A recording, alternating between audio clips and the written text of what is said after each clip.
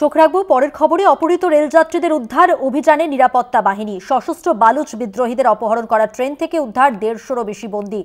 বিদ্রোহী নিরাপত্তা বাহিনীর গুলিযুদ্ধে নিহত বেশ কয়েকজন সেনা জওয়ান। ডিজিটাল হেড অর্পণ ঘোষ আমাদের সঙ্গে টেলিফোন লাইনে রয়েছে। অর্পণ, এই মুহূর্তের আপডেট কি রয়েছে? এই মুহূর্তে যে আপডেট রয়েছে, পাকিস্তানে হাইজ্যাক জাফর এক্সপ্রেস, তার মধ্যে 155 জন যাত্রীকে, পণবন্দী যাত্রীকে উদ্ধার করা হয়েছে এবং যে বিদ্রোহীদের মধ্যে 23 জন অলরেডি খতম বলে জানা গিয়ে। পাকিস্তান সেনা যে জানিয়েছিল সকালবেলা যে যত দ্রুত সম্ভব এই অপারেশন সাকসেসফুল হবে, কিন্তু এখনো পর্যন্ত সেটা হয়ে ওঠেনি।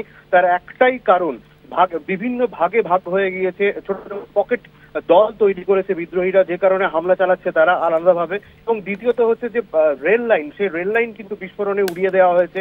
সেই কারণে কিন্তু অপারেশন এখনো পুরোপুরি ভাবে সাকসেসফুল করা যাচ্ছে না। তবে মধুবন্তী, যে বিষয়টা নিয়ে বারবার প্রশ্ন উঠছে, কেন জাফর এক্সপ্রেসে বারবার হামলা হচ্ছে, সেই বিষয়ে আমাদের কাছে যা তথ্য এসে পৌঁছেছে সেটা আমরা দেখছি যে এই ঘটনা কিন্তু গত 20 বছর ধরে, বেশি সময় ধরে বালুচিস্তানের বিদ্রোহীরা করছে। তাদের দুটো উদ্দেশ্য। একটা হচ্ছে বালুচিস্তানের যে প্রাকৃতিক সম্পদ চীনের হাতে চলে যাচ্ছে বলে তাদের ধারণা, এবং যবে এই চীনের সঙ্গে চুক্তি হয়েছিল, এবং এই শিক্ষা দেওয়ার জন্যই, পাকিস্তানকে এই শিক্ষাটা দেওয়ার জন্যই কিন্তু তারা জাফর এক্সপ্রেসে বারবার হামলা চালাচ্ছে। হামলার বিভিন্ন ধারা পাল্টেছে। আগে যেমন তারা বিভিন্ন আত্মঘাতী হামলা চালাতো, এখন তারা কিন্তু সম্মিলিতভাবে অ্যাটাক করছে। তবে তার মূল উদ্দেশ্য হলো জাফর এক্সপ্রেসে শুধুমাত্র সাধারণ যাত্রীরা ট্রাভেল করে না, মধুবন্তী, এই জাফর এক্সপ্রেসে সেনারা ট্রাভেল করে প্রতিনিয়ত, প্রতিদিন। সেই কারণে কিন্তু সেনাদের টার্গেট করার জন্যই তাদের এই হামলা চালানো হয়েছে বলে প্রাথমিকভাবে জানানো হয়েছে। এবং এছাড়াও বড় কথা হচ্ছে সিপিইসি, যেটা তৈরির পর গত বছর ধরে, যেটা এর আগেই বললাম যে বালুচিস্তানের সম্পদ বেশি মাত্রায় লুট হচ্ছে বলে তা বিদ্রোহীদের দাবি। সেই কারণে পাকিস্তান সরকারকে কার্যত শিক্ষা দেওয়ার জন্য এই ধরনের পদক্ষেপ করা হচ্ছে। এবং যখন এই হামলা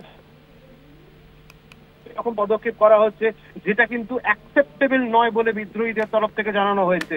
তো সব মিলিয়ে গত 24 ঘন্টায় যদি বলো, পাকিস্তান কিন্তু সারা বিশ্বের কাছে শিরোনামে। একটাই কারণ যে জাফর এক্সপ্রেসে হামলা। তবে আপাতত যেটা ভালো খবর, সেটা 150 জন পণবন্দী সাধারণ যাত্রীকে উদ্ধার করা সম্ভব হয়েছে। 23 জন বিদ্রোহী খতম করা হয়েছে। অপারেশন অন রয়েছে, মুহুর্মুহু গুলিবর্ষণ চলছে বলা যেতে পারে। পাকিস্তান সেনার পক্ষ থেকে যেটা জানানো হচ্ছে, খুব শীঘ্রই তারা আন্ডার কন্ট্রোলে এই সিচুয়েশন নিতে পারবে। অল্প সংখ্যাটা জানতে চাইবো, এখনো পর্যন্ত কতজন পণবন্দীকে উদ্ধার করা সম্ভব হয়েছে?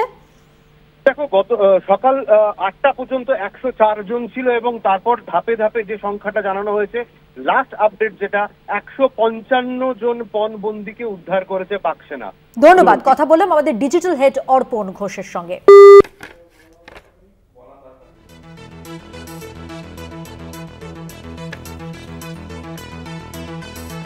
বালুচিস্তানে অপহৃত ট্রেন থেকে এখনো পর্যন্ত অন্তত 155 জন পণবন্দীকে উদ্ধার করা সম্ভব হয়েছে।